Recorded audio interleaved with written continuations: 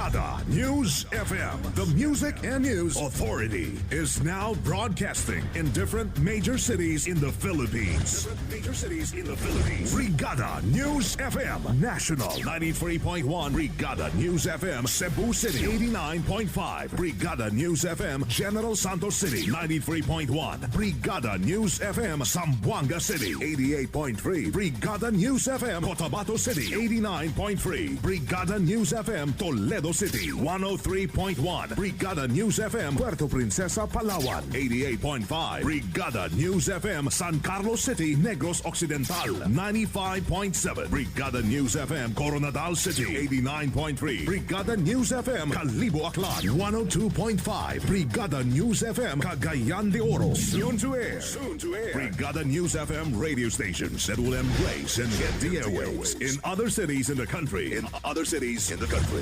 102.9, Brigada News FM Daet Camarines Norte 93.5, Brigada News FM Olongapo City 97.5, Brigada News FM Kidapawan City 102.9, Brigada News FM Tacloban City 107.3, Brigada News FM Rojas City Capiz 95.1, Brigada News FM Iligan City 92.9, Brigada News FM Kawayan City Isabela 92.5, Brigada News FM Tuguegarao City 90.9, Brigada News FM Bogo City, Brigada News FM Davao City, Brigada News FM Butuan City, Brigada News FM Surigao City, Brigada News FM Valencia City Bukidnon, Brigada News FM Dumaguete City, Brigada News FM Bacolod City, Brigada News FM Iloilo City, Brigada News FM Baguio City, Brigada News FM, the Music and News Authority, Brigada Mass Media Corporation, now invading the nationwide broadcasting scene.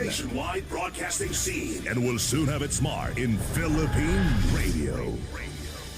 One time, the New Filipino Time, alas 12 a 2 ng tanghali. That time check was brought to you by DriveMax Adult Herbal Capsule. Tatagal ka ba? Siksik sa mga bagong balita, rinig sa buong bansa. Narito na ang Brigada Balita Nationwide sa tanghali. Ang programang ito ay hatid sa inyo ng DriveMax Adult Herbal Capsule. Tatagal ka ba?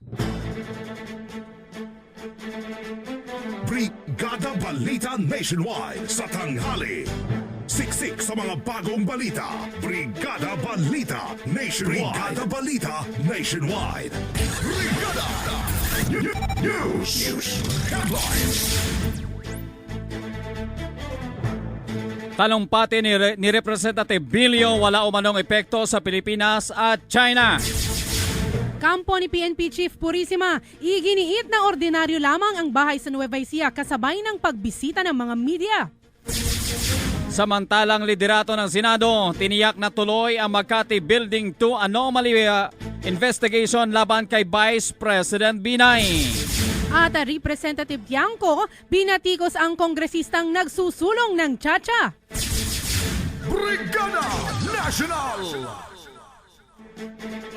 Brigada Balita Nationwide sa tanghali. Siksik sa mga bagong balita. Brigada Balita Nationwide. Magandang tanghali mga kabrigada, hatid sa inyo ng Brigada News FM Philippines. Ito ang Brigada Balita Nationwide. Brigada Balita Nationwide sa tanghali. Mula rito sa Brigada News FM Headquarters, kami ang inyong mga tagahatid balita. Brigada Luna Agimat. Brigada Cheryl Ann Aldave. At ako naman si Brigada Geoffrey Bong Kagape. Araw ngayon ng Lunes, Oktubre 6, 2014. Dumako na tayo sa detalye ng ating mga balita. Brigada National! Ang bahaging ito ay hatid sa inyo ng Power Cells Herbal Capsule. Tuldukan ang sakit. Siksik sa mga bagong balita. Brigada Balita Nationwide. Nilinaw ngayon ni Akbayan Representative Waldin Bilio na ang kanyang pagpunta sa Hong Kong ay dahil na rin sa imbitasyon sa kanya upang makiisa sa demonstrasyon sa Hong Kong sa pamamagitan ng kanyang talumpati. Sa panayam ng Brigada News FM kay Bilio, binigyan din nito na matagal ng organisasyon noon pang panahon ni dating Pangulong Ferdinand Marcos ang siyang nanguna sa aktibidad sa Hong Kong at nag-imbita umano sa kanya upang sumama sa protesta. Una nang inihayag ni Consul General Bernardita Catalia na si Bilyo ay maaring hulihin dahil naman sa kanyang pakiisa sa mainit na protesta. Hugas kamay naman si Catalia na ang malayang pananalita ni Bilyo ay bilang isang politiko at kongresista at hindi ang posisyon ng ehekutibo. Brigada Balita Nationwide. Sa kaugnay na balita, wala umanong nakikitang problema ang Department of Foreign Affairs sa ginawang pagsasalita ni Party List Representative Walden Bello sa harap ng mga nagpoprotesta ng mga pro-democracy groups sa Hong Kong. Sa panayam ng Brigada News FM kay DFA spokesperson Charles Jose, ginagalang umano ng gobyerno ang karapatan ni Bello na maghayag ng kanyang saloobin at malinaw naman umano na hindi ito ang opisyal na posisyon ng pamahalaang Pilipinas. Hindi rin anya nire-representa ni Bello ang buong legislation sa kanyang pagpunta doon. Si Bello ay nagsalita sa harap ng libo-libong mga anti-government groups sa mismong Central Business District ng Hong Kong para ipaabot umano ang suporta ng sambayan ng Filipino sa itinataguyod na pagpapanumbalik ng demokrasya sa naturang bansa. Brigada Balita Nationwide. Issue sa pangalawang Pangulo. Issue sa pangalawang Pangulo. Update. Siksik sa mga bagong balita. Brigada Balita Nationwide. Idinipensa ngayon ng liderato ng Senado ang ginagawang investigasyon ng Senate Blue Ribbon Subcommittee laban kay Vice President Gigi Marbinay at ng iba pa mga miyembro ng pamilya kaugnay sa umano'y questionabling overpriced na Makati City Building 2 anomaly. Sa panayam kay Senate President Franklin Drilon, binigyan din ito na walang motibo ng politika sa investigasyon tulad na lamang ng pahayag ng kampo ni Binay na ito ay paganda lamang ng administrasyon para sa 2016 presidential election. Paliwanag pa ni Drilon, ang investigasyon ng komite sa kaso ay upang mailabas lamang ang katotohanan sa siyang pangunahing trabaho ng Senado. Ayon na ring patulan pa ng Senate President ang umano'y mataas pa ring rating ni Binay na bumaba lamang na ilang porsyento. Wala rin umanong balak pa ang pamunuan ng Senado na hinto ang pagdinig. Kasunod na rin ang apila ng kampo ni Binay dahil naman sa questionabling pagbuo ng komite. Brigada Balita Nationwide. Sir Chief PNP Controversy. Sir Chief PNP Controversy Update. Kasabay ng pagbisita ng mga naimbitahang media sa mismong bahay ni PNP Chief Director General Alan Purisima, iginiit ng kanyang kampo na ordinaryo lamang ang kinukwestyong bahay nito sa San Leonardo at Palayan sa Nueva Ecija. Kaugnay nito mismong si PNP Public Information Office Head Senior Superintendent Wilben Mayor ang nanguna sa mga higit 80 miyembro ng media upang ipakita ang kanyang nasa halos 5 ektaryang ari-arian sa nabanggit na lugar at nagkakahalaga umano ng mahigit sa 50 milyon pesos. Napag-alaman ang bahay ni Purisima ay nasa 204 square meters na may kasamang swimming pool sa kabilang sa kanyang 4.7 hectares na lupain, batay na rin sa kanyang kumpirmasyon. Iprinesenta rin ni Attorney Tito Purisima, ang abogado ni Purisima, ang mga dokumento na nagpapatunay sa sinasabing mansyon na nagkakahalaga lamang umano ng nasa 3.7 million pesos. Napag-alaman ang questionabling bahay ni Purisima sa Nueva Ecija at ang pagtanggap nito ng sinasabing donasyon sa kanyang White House sa PNP Camp Crame sa Quezon City ay kabilang sa naging basihan ng Volunteer Against Crime and Corruption at ng Coalition of Filipino Consumers para sampahan ng patong-patong na kaso sa Office of the Ombudsman ang PNP Chief. Brigada Balita Nationwide. Siksik sa mga bagong balita. Brigada Balita Nationwide. Sa iba pang balita, binatikos ngayon ni Congressman Toby Chanco, ang representative ng Lone District ng Nabota City, ang hirit ni Caloocan Representative Edgar Erese sa pagpili ng charter change o pagpilit ng Chacha para naman sa pagsulong na isa pang termino para kay Pangulong Benigno Aquino III. Ayon kay Chanco, malinaw umanong pinipilit lamang ng kalyado ng Pangulong Aquino ang naturang hakbang na may tuturing umanong desperate move ng kanilang grupo.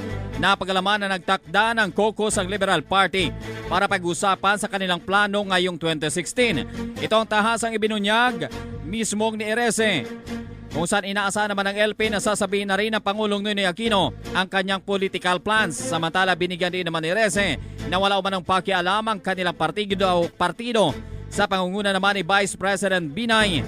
Sa survey dahil naman sa kampante, umano silang magtuloy-tuloy na ang pagbaba ng kanyang popularidad habang papalapit na rin ang 2016 election. Brigada Balita Nationwide. Samantala sa iba pang balita, nagpalabas na ang Department of Labor and Employment ng pay rules para sa mga manggagawang papasok sa Idil Adha o Feast of Sacrifice ngayong araw, October 6, na idineklara ng Malacanang bilang regular holiday. Paalala ni Labor Secretary Rosalinda Baldoz, ang tamang pagsunod sa pay rules ay nagpapatibay ng disenteng paggawa at nagpapahusay sa productivity ng mga manggagawa. Kaugnay nito, iiral sa nabanggit na petsa ang mga sumusunod na pay rules. Kung ang empleyado ay hindi pumasok sa trabaho, babayaran pa rin siya ng 100% ng kanyang sweldo para sa nasabing araw. Kung ang manggagawa naman ay nagtrabaho, babayaran siya ng doble ng halaga ng kanyang sahod para sa nabanggit na araw para sa unang 8 oras na trabaho. Kung nag-overtime naman, babayaran siya ng karagdagang 30% ng kanyang hourly rate para sa nasabing araw. Kung nagkataon namang rest day ng manggagawa pero pumasok siya sa trabaho, babayaran siya ng karagdagang 30% ng dobleng halaga ng kanyang sahod para sa nabanggit na araw o 200% ng kanyang daily rate. Brigada Balita Nationwide sa tanghali. Magtungo muna tayo dyan sa Palasyo ng Malacanang. Ang hakbang umano ni Representative Bilyo ay ginagalang ng Malacanang. Line number 1, Brigada Leo Navarro Malikdem, ibrigada mo. Brigada! Nagalang ng Malacanang ang ginawa ni Representative Walden Bello na pagtatalumpati sa Hong Kong sa kasagsagan ng protesta doon. Sinabi ni Presidential Communications Secretary Sonny Coloma na base naman sa report, nagtungo doon si Bello bilang isang ordinaryong citizen at personal capacity, kaya hindi anya ito maaaring matawag na pag-interfere sa internal affairs ng China. Sa kabilang banda, sinabi naman ni Presidential Spokesman Edwin Lasierda na tanging concern lamang ngayon ng pamahalaan ay ang kaligtasan ng mga kababayan nating overseas workers sa Hong Kong. Una nga dito ay tiniyak ng palasyo na mahigpit na binabantayan ng Konsulado ng Pilipinas ang kalagayan ng mga OFW sa Hong Kong. Mula sa palasyo ng Malacanang para sa Brigada Balita Nationwide, Brigada Leo Navarro Malikdem, Brigada News. Brigada Balita Nationwide sa tanghali. Brigada Balita Nationwide. Samantala, ito muna mga kabrigada. Importanteng anunsyo to, Brigada Luna. Ayun, Oo your naman. favorite. Mga kabrigada, alam nyo ba na ang pag-inom ng Dry Max Herbal Dietary Supplement Capsule ay mapapanatili mong strong ang iyong bones. Maliban sa bones, mayroon pa mag-strong mamaya, Brigadang Luna. Plus, malalayo ka rin sa banta ng osteoporosis na ilan sa mga madalas na mararamdaman ng mga kababaihang malapit mag-menopause. Ay, ganun. O yung mga, siyempre, umiidad na, like you, I like you, Ay, ganun. not me. Hindi ako. Alam mo kung bakit kabrigada ito sapagkat ang Dry Max ay may mabisang sangkap kagaya na lamang ng tongkat ali na nakakatulong po yan para mapanatiling malakas ang buto-buto ng isang tao. Yun, no? Kaya naman ang Dry Max ay siyang nakakatulong hindi lamang sa lalakas syempre yung buto mo, ahaba pa yung oras mo sa paglalabing-labing. Kala kong ano na naman yung hahaba eh. Lalabing. Ang Dry Max Herbal Dietary Supplement Capsule available po yan sa lahat ng mga leading drugstores nationwide, mga kabrigada. Siksik sa mga bagong balita. Brigada Balita Nationwide.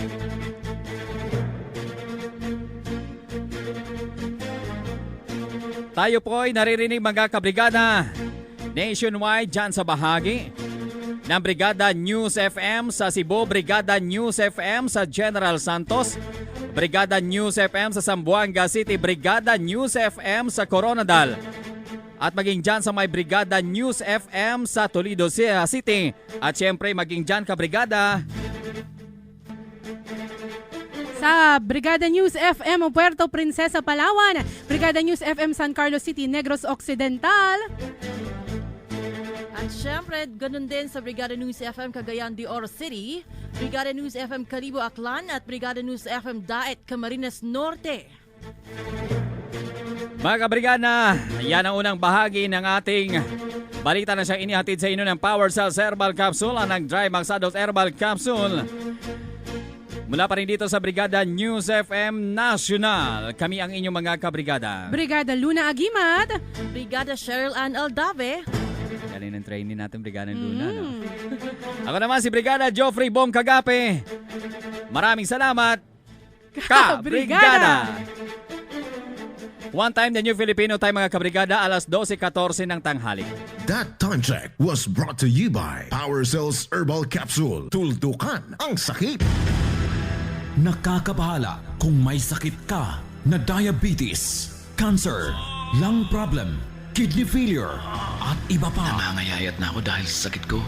Kailangan mo ng proteksyon kasama ang regular medication upang labanan ang mga sakit. Power Cells Herbal Capsule. Taglay ng Power Cells ang natural na mga sangkap tulad ng garlic, cayenne pepper, mustard seed at cinnamon bark. Kaya para sa buong pamilyang protektado, Power Cells Herbal Capsule. Power Cells Herbal Capsule. Mabibili sa mga butika. No approved therapeutic claims. Umaga pa lang. Tutok sa araw. Pero sa pagmamaneo, di umayaw. Ay, overtime pa sa opisina. Sa maghapong performance sa trabaho, paano naman si Mrs. niyan? Pa, ligo lang ako ha. Ay, naku. Tinulugan na naman ako. Wala nang time kay Mrs.? Mag-exercise ka kasi, kumain ng tama at mag-Drive Max Herbal Dietary Supplement Capsule na may tongkat ali, ginseng at ginkgo biloba. Pa, ligo lang ako ha. Ready ka ba? Anytime. Drive Max Herbal Dietary Supplement Capsule. Now available at Watson's, South Star Drug, and other leading drugstores nationwide. No approved therapeutic claims. Mag-text o tumawag sa 0932-282-8805 para sa karagdagang impormasyon. Ang Power Cells Herbal Capsule at Drive Max Dietary Supplement Capsule ay available na sa lahat ng Watson's Drugstore nationwide. Carlos Drugs sa Quezon, The Generic Express Pharmacy sa Lipa, Batangas, Jaelbo Pharmacy sa Calawag Public Market, Quezon, Amlex Pharmacy, Pangariban Street, Batangas City, Susan Pharmacy, CM Recto, Lipa City, Batangas, at All for One Pharmacy, Poblacion, Balete, Batangas. Rainy season, kailangan ng umaksyon, kaya dapat meron kang nakahandang gamit para sa baha at pag nagkasakit. Malinis na tubig at first aid kit, flashlight, cellphone at pagkaing ready to eat. Iba pa rin paghanda ka, kabrigada. Isang paalala mula sa Drive Max Herbal Dietary Supplement Capsule at ng Brigada News FM, the Music and News Authority.